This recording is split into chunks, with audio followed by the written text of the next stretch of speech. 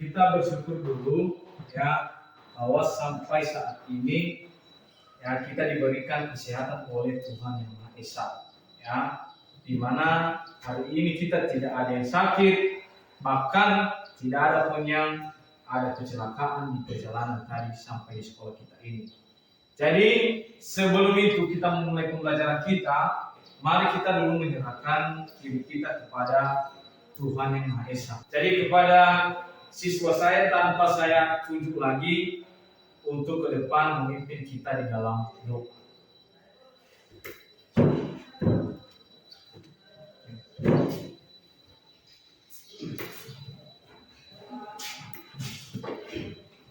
Baik teman-teman, mari kita berdoa dengan sesuai agama kita masing-masing. Doa dimulai.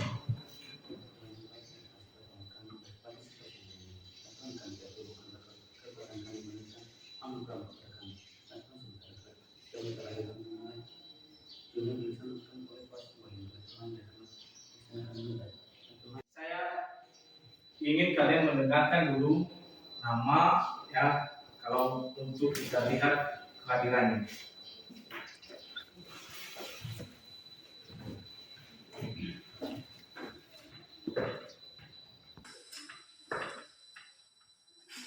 Kasihani ya. Hadir Pak. Rida Hatta di Jebua. Hadir Pak. Andrian di Jebua. Hadir Pak. Nah, jadi mungkin pembelajaran sebelumnya kita sudah mempelajari tentang makhluk hidup. Di mana ya dalam makhluk hidup itu dengan lingkungan ada istilah komponen abiotik dengan biotik. Ya, di mana komponen abiotik ini adalah komponen benda mati. Atau salah satu contohnya misalnya batu. Ya. Nah, sedangkan kalau dia komponen biotik, ya itu adalah makhluk hidup. Di mana makhluk hidup ini ada 3. Ya. Ada itu pepohonan, ada hewan, dan manusia. Ya. Dengan pembelajaran itu sebelumnya, ya, maka saya ingin ya siswa-siswi saya semua, mari kita melihat ya lingkungan sekitar sekolah kita ini, ya apa saja makhluk hidup yang kita lihat dan kita temukan di lingkungan sekolah kita. Untuk itu saya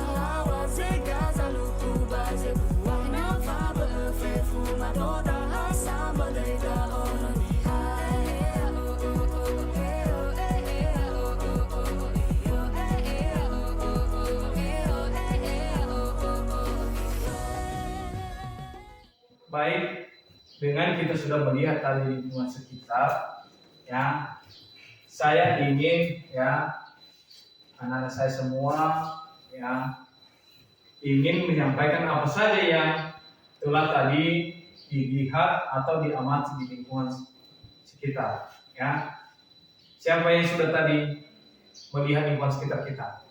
Tunjuk tangan. Saya. Ya. Coba si Friska, apa saja yang dilihat tadi di lingkungan sekitar ini?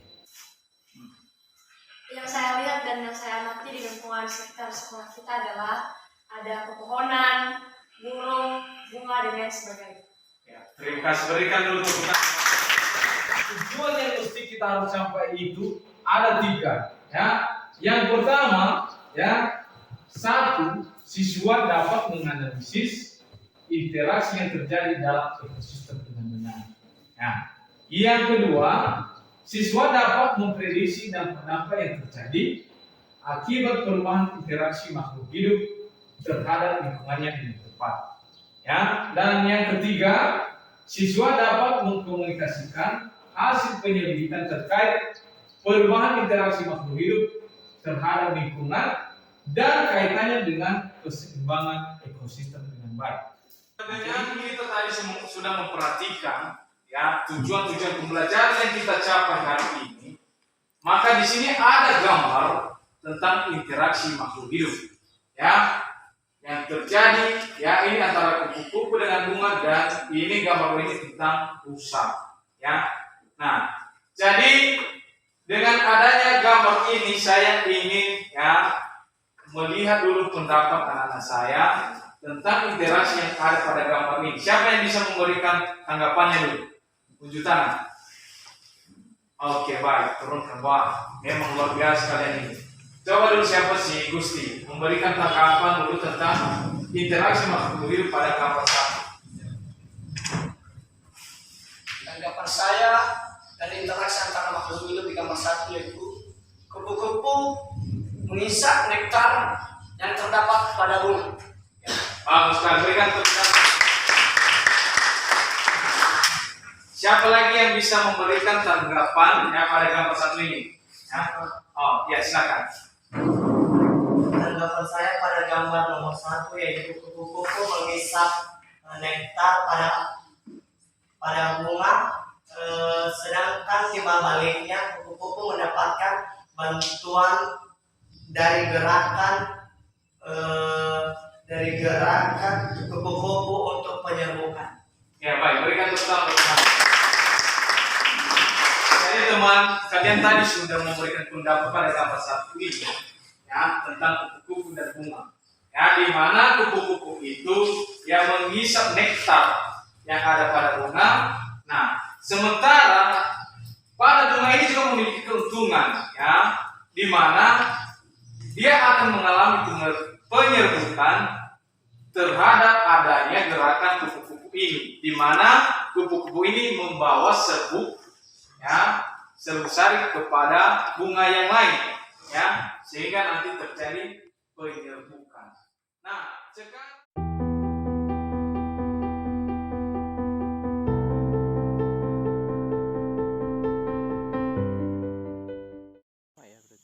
Orangutan merupakan salah satu daftar hewan dilindungi di Indonesia. Populasi orangutan kian berkurang. Bahkan dalam 20 tahun terakhir, populasi orangutan di Kalimantan telah berkurang hingga 50%. Penyebab lainnya adalah berkurangnya populasi orangutan diantaranya akibat praktik perburuan dan pembalakan liar. Seperti yang baru-baru terjadi di Kabupaten Kapuas, Kalimantan Tengah. Seekor orangutan dibantai oleh karyawan sebuah perkebunan sawit. Pembantaian orangutan ini pun sempat ramai diperbincangkan di media sosial. Tak hanya itu, sebelumnya juga terjadi di Palangkaraya, Kalimantan Tengah. Kebakaran hutan dan lahan yang semakin meluas membuat habitat satwa liar terancam. Salah satu hewan yang menjadi korban adalah orangutan. Kini tempat tinggal orangutan semakin terancam dengan perburuan liar yang dilakukan manusia. Tim Liputan Kompas TV.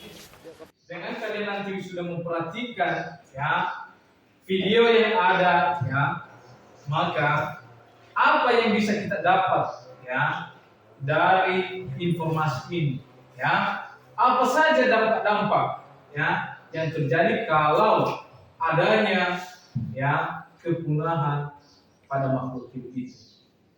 Jadi ya dengan tujuan pembelajaran kita tadi ya tentang interaksi makhluk hidup dan dampak-dampaknya yang terjadi pada ekosistem itu, maka saya ya meminta siswa-siswi kami ya untuk membentuk kelompok ya, untuk menyelesaikan masalah terhadap informasi yang kita dapat ini ya. Saya akan membagi kelompok kita, kelompok belajar ya. Nah, untuk kelompok 1 ya, Yanti Oktavian Sebuah, Nurtaati Jebua, Gusti Randa Laia, Rida Hartati Jebua, Rizky Cega, Alfon Ulu. Itu ya kelompok 1. Untuk kelompok 2 ya, Friska Hulu, Yarnikasi Hulu, Fasmanto ya. Jadi ya silakan disusun tempatnya berdasarkan kelompoknya masing-masing. Dipersilakan.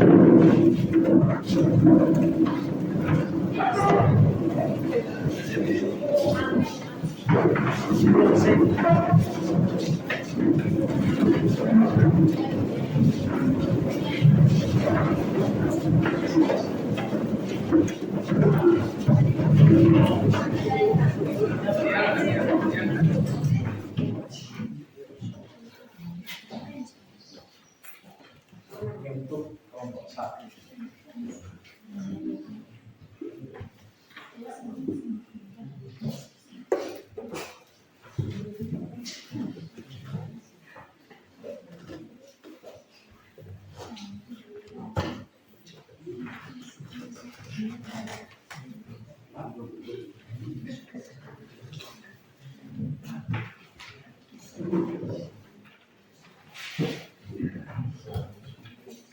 Jadi silakan diperhatikan ya LKPD-nya dulu setiap kelompok ya. Dalam LKPD itu nanti ya silakan ditulis nama kelompoknya dan nama siswa ya. Dalam nama siswa itu ya ditulis namanya masing-masing. Kalau di atas itu nama kelompok. Kalau kelompok satu ya kelompok satu. Kalau kelompok dua kelompok dan seterusnya sampai di kelompok 5. Jadi di situ ada ya informasi ya dan pertanyaan. Dan silakan dijawab berdasarkan informasi yang telah kita amati di video tadi.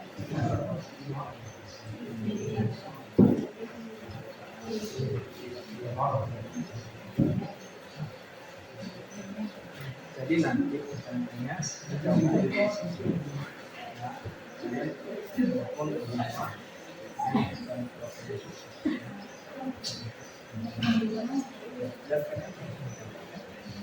berkenan dijawab dulu.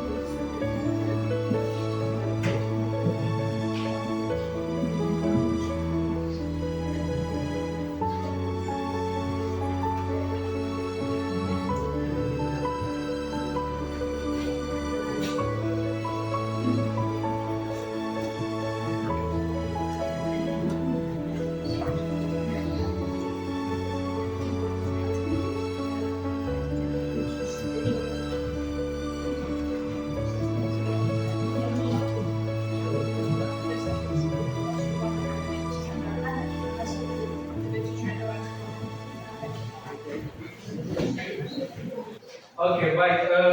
Setelah siswa-siswi kami mengerjakan hasil diskusinya, ya, jadi saatnya kita akan presentasi kelompoknya. Ya, apa saja yang sudah didapatkan dari informasi tadi terhadap video dan apa juga dari hasil pemikiran anak kami. Ya, jadi untuk penampilan pertama itu saya serahkan kepada kelompok 2. Dipersilakan.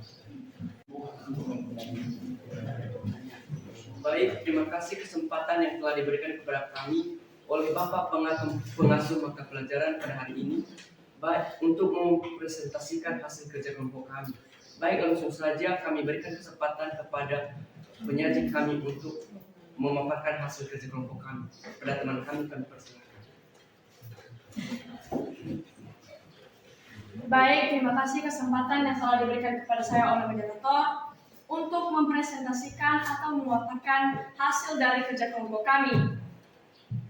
Jadi tanggapan kami tentang informasi dari video yang telah ditayangkan adalah pertanyaan pada nomor 1. Dari pengamatan video tersebut, bagaimana pengaruh kepunahan populasi orang utan terhadap keseimbangan ekosistem hutan? Mengapa demikian? Jadi tanggapan kami dari kelompok 2 adalah orang utan itu adalah hewan pemakan biji-bijian. Jadi ketika mereka memakan biji-bijian, maka mereka dengan mudah mengembangkan atau membuang biji-bijian itu ke hutan lain. Jadi biji-bijian itu akan tumbuh ke hutan lain. Jadi ketika orang itu punah, maka penyebaran biji-bijian tumbuhan akan terhambat. Baik, itulah hasil presentasi kami dari kelompok 2. Jika ada saran atau tanggapan dari kelompok lain, kami berikan kesempatan.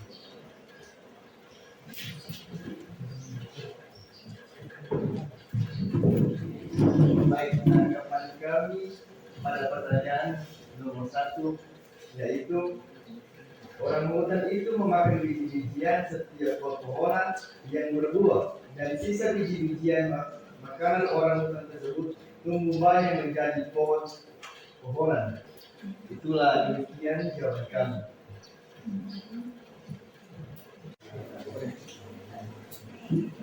Baik, kami akan menanggapi pertanyaan dari tanggapan dari kelompok 1. Untuk menanggapi hal tersebut, kami berikan kesempatan kepada teman kami tersebut. Baik, terima kasih tanggapan kelompok 1 terhadap presentasi kami. Tetapi menurut kami, jawaban nomor 1 itu adalah orang utan itu pemakan biji-bijian. Jadi ketika mereka memakannya, maka mereka akan dengan mudah menyebarkan biji-bijian tersebut ke hutan lain. Jadi pengaruhnya terhadap ekosistem hutan adalah biji yang dibuang oleh orang hutan tersebut akan tumbuh menjadi pohon yang baru. Jadi jika orang hutan itu punah, maka penyebaran biji-bijian tumbuhan akan terhambat. Jadi itulah jawaban dari kelompok 2. Saya kembalikan kepada moderator. Baik, itulah tanggapan kami dari kelompok 2. Apakah kelompok 1 menerimanya? Baik, terima kasih tanggapan dari kelompok 2. Dengan itu jawabannya kami terima. Kami kembalikan kepada moderator. Baik, jika ada saran atau tanggapan dari kelompok lain, kami berikan kesempatan.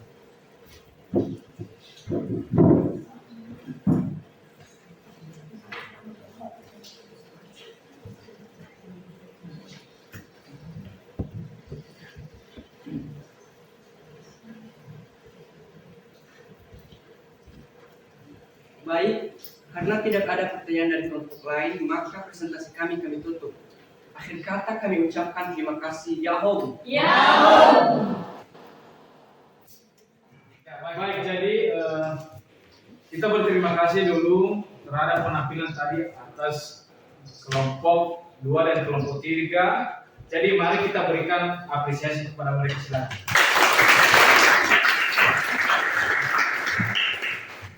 Jadi untuk ya masalah yang sedang kita bahas ini sebenarnya jawaban dari anak-anak saya semua siswa-siswi sudah benar ya, dan itu ya termasuk pada ya tujuan pada pembacaan kita ya.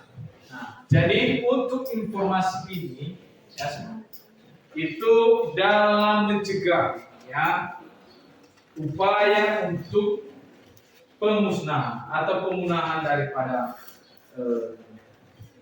orang utan itu ya, makanya ada beberapa hal yang harus dilakukan, termasuk tadi yang anak-anak kami sampaikan, yaitu adanya upaya dari pemerintah dalam melindungi orang utan tersebut. Kedua, kembali juga kepada masyarakat kita ya, supaya tidak ada niat atau keinginan untuk memburu orang utan. Kenapa tadi kita sudah tahu bahwa kalau seandainya orang utan itu punah, maka penyebaran biji ya, karena mengingat bahwa orang utan itu merupakan makhluk hidup yang suka memakan biji-bijian. Nah, dengan mereka punah, maka ya penyebaran biji-bijian itu terhadap hutan itu akan terhambat.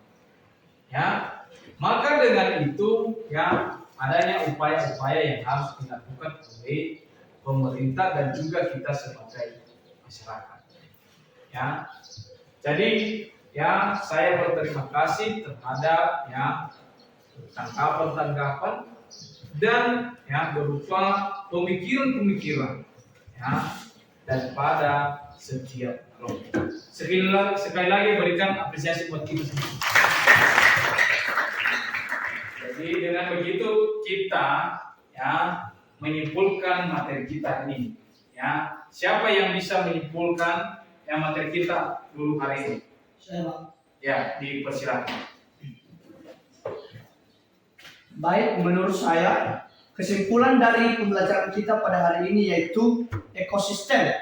Ekosistem yaitu unit struktural dan fungsional di mana organisme hidup interaksi satu sama lain dengan lingkungan.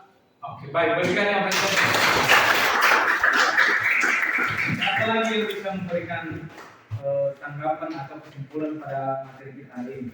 Saya, Pak. Ya, silakan. Baik, menurut saya kesimpulan materi kita pada hari ini yaitu dalam sebuah ekosistem ada 5 jenis. Yang pertama, predasi. Yang kedua, kompetisi. Yang ketiga, netral. Keempat, simbiosis. Dan yang kelima, antibiosis. Oke, baik, berikan apresiasi. Jadi dengan kita sudah menyimpulkan itu, ya, saya akan memberikan nanti bahan evaluasi terhadap materi kita hari ini untuk dikerjakan dengan baik dengan pikirannya masing-masing, ya.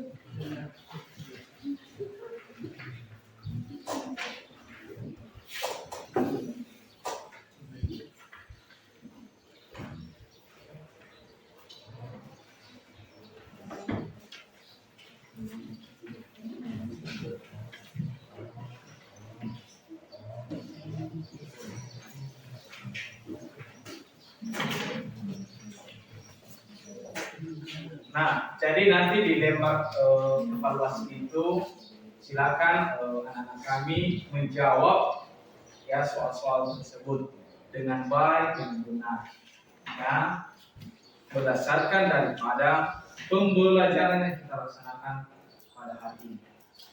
Jadi itu saja pembelajaran kita hari ini, ya, akan kita akhiri. Dan sebelum kita akhiri, ya, sama seperti sebelumnya kita juga menyerahkan diri kepada Tuhan, ya, sehingga pembelajaran yang kita dapat hari ini dapat bermanfaat bagi kita, dan juga, ya, kita bisa mendapatkan ilmu yang baru terhadap, ya, materi yang sudah kita bahas bersama.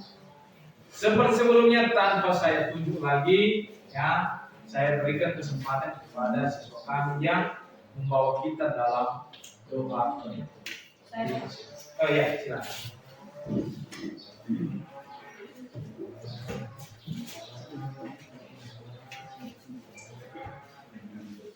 Baik teman-teman, mari kita bersatu dalam doa dimulai. Allah Bapa kami yang bertata dalam kerajaan surga, terima kasih Bapa untuk telah menjaga dari awal pertengahan hingga sampai. Demikianlah pembelajaran kita pada hari ini, ya, semoga bermanfaat dan untuk juga sebagai berkat untuk kita. Jadi pembelajaran kita hari ini akan kita akhiri. Demikian yang bisa kami sampaikan. Salam dari Nias kita. Yahoo! Ya Tuhan.